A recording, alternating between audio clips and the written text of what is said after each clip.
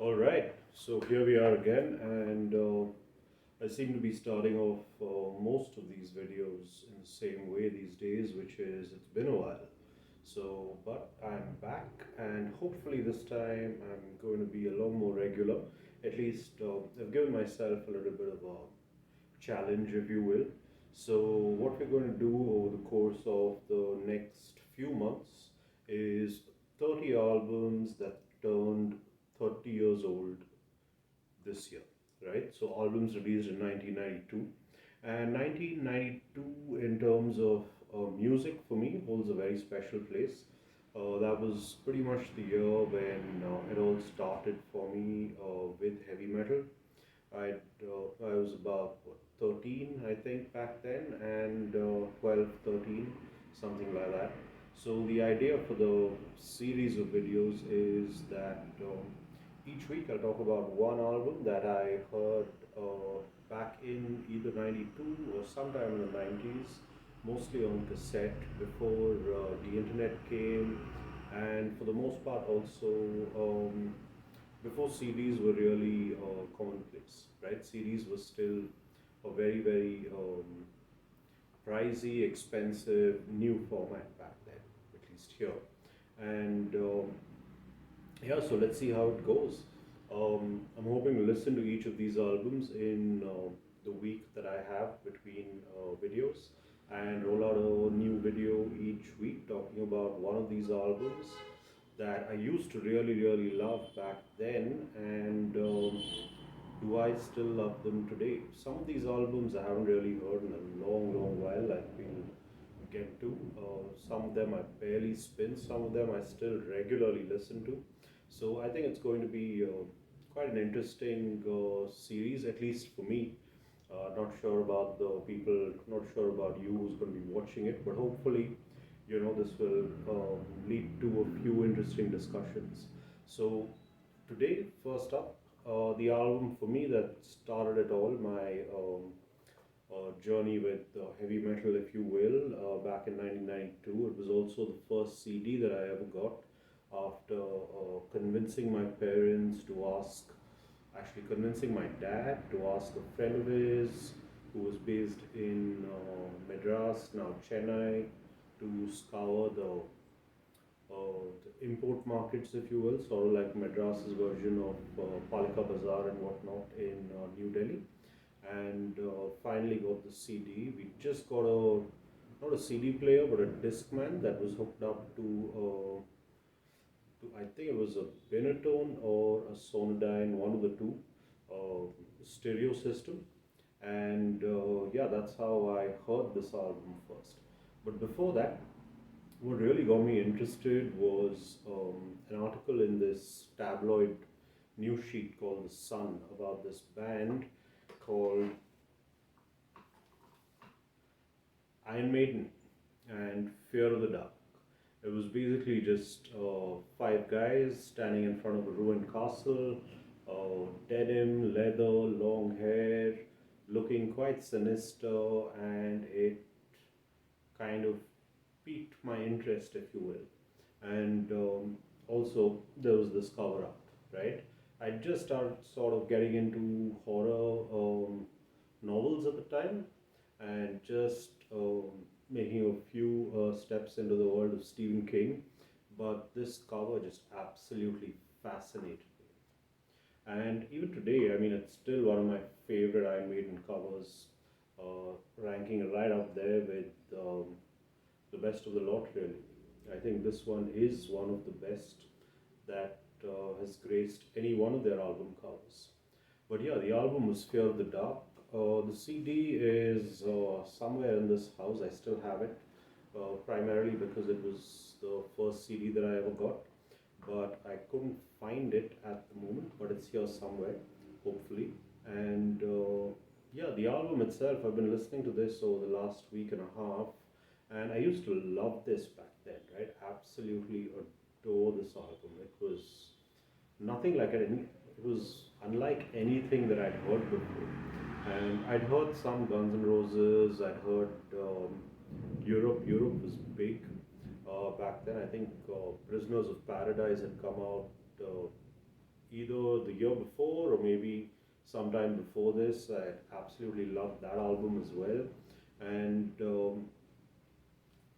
Guns N' Roses' Appetite for Destruction was constantly on my little boombox. But this album, God, this was something else. I mean, the vocals, the guitars, the songs, um, it was almost scary sounding, if you will. There was something really, really dark about it, and that was when I fell in love with Iron Maiden and when I fell in love with metal, right? That was pretty much where it all began. But looking at it now, though, I mean, the album starts off with "Be Quick or Be Dead," maybe the closest that Maiden's ever come to a pure out and out speed metal song. Then From Here to Eternity, which is um, kind of really, really catchy, but also lewd and lustful in a kind of fun, playful way. With what were those lines? She fell in love with his greasy machine. She leaned over, wiped the kickstart clean. You know what I mean? So and then you had Afraid to Shoot Strangers, amazing ballad, and the first three songs pretty much nailed it. After that, Fear is the Key. Today, when I listen to it, it's okay, I guess, but it's kind of a little awkward sounding, particularly the chorus. Childhood's End is still a pretty decent song.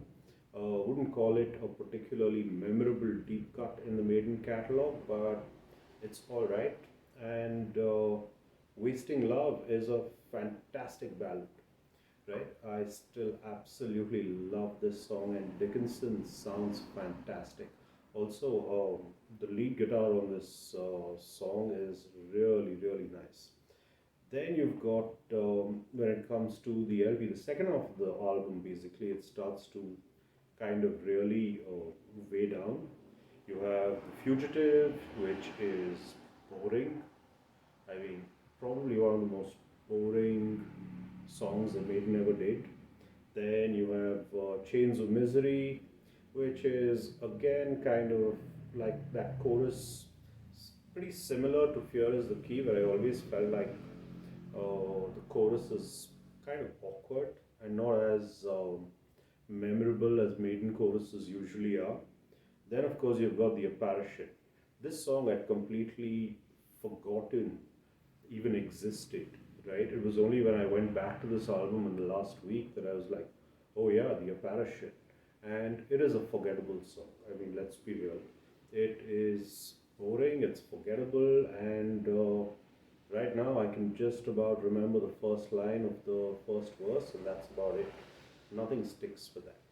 But after that, Judas Be My Guide is one of my absolute favorite deep cuts from any Iron Maiden album. I think it's a terrific song. And then immediately after that comes Weekend Warrior. I think this was Steve Harris's criticism or ode to football hooliganism or something like that. At least that's what I remember reading. And it is such a bad song. I mean, God, I can't stand this song. This is the one song on the album that I couldn't, that I never really liked, even back in the day. But yeah, listening to it again now, God, it sucks. It is just terrible. And finally, the album rounds up with the title song. I mean, iconic, overplayed, but it is a fantastic song. I've heard them play it live, and it's goosebumps, right? It is just a fantastic song. It might have been overplayed, it might have like been done to death, but yeah, I mean, it's Maiden at the top of their game. Fear of the Dark is pretty much an iconic song for the band. And overall, Fear of the Dark, today when I look at it and look at it critically, it's, well, not a very good album, right? It's got about, I'd say maybe three, that is Be Quick of the first three songs, all good. Wasting Love is really good. Uh, then you've got The Fugitive, Chains of Misery, The Apparition, all in a row, and just three dull, forgettable songs. Then you've got Judas Be My Guide, which I really, really like, but your mileage may vary.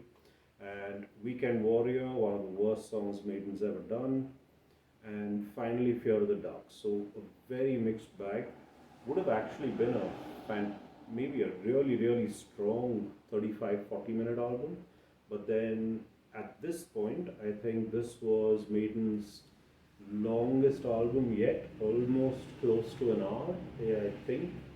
Although I am just talking off the top of my head right now, so I might be completely wrong. But I think this was the longest at that time, and of course, we all know that they've kind of pushed those boundaries further and further out and taken to writing some really long songs and long albums, lengthy albums, right? But yeah, Fear of the Dark still holds a very, very special place in my heart simply because it was my introduction to proper heavy metal and started my love for Maiden. Maybe I'd say my favorite band uh, in metal apart from Black Sabbath. Maybe sometimes I'd say Maiden, sometimes I'd say Sabbath. I know, blasphemy, but yeah, that's where we're at. And so that is it for this first episode in this series of 30 albums that turned 30 years old this year. So, and remember, these are just my opinions, right? And you're welcome to have your own. If you don't agree, you can always feel free to comment and do all that good shit on YouTube and subscribe if you haven't. Next week, we'll be looking at this one right here, Ministry, Psalm 69, another album that I absolutely loved. And it should be fun going back and revisiting this because I haven't heard this in a few years. So, yeah, looking forward to that one. But yeah, Deicide's Legion is on the list, Wasps, The Crimson Idol is on the list. So, a whole bunch of albums hopefully coming up over the next few weeks or next couple of months, I guess. This is going to take a while considering it's already June and hopefully I can get all 30 done before the year comes to a close. Now, that is a challenge. So, yeah, that's it. That's pretty much it from me for this one, and I will see you all soon, hopefully next um, weekend, or if not sooner. And have a good one. Stay safe, stay metal, and like, subscribe, share the video, comment about other great albums from 1992 that turned 30 years old this year, and let's see where we're at. And yep, that's it from me. Cheers.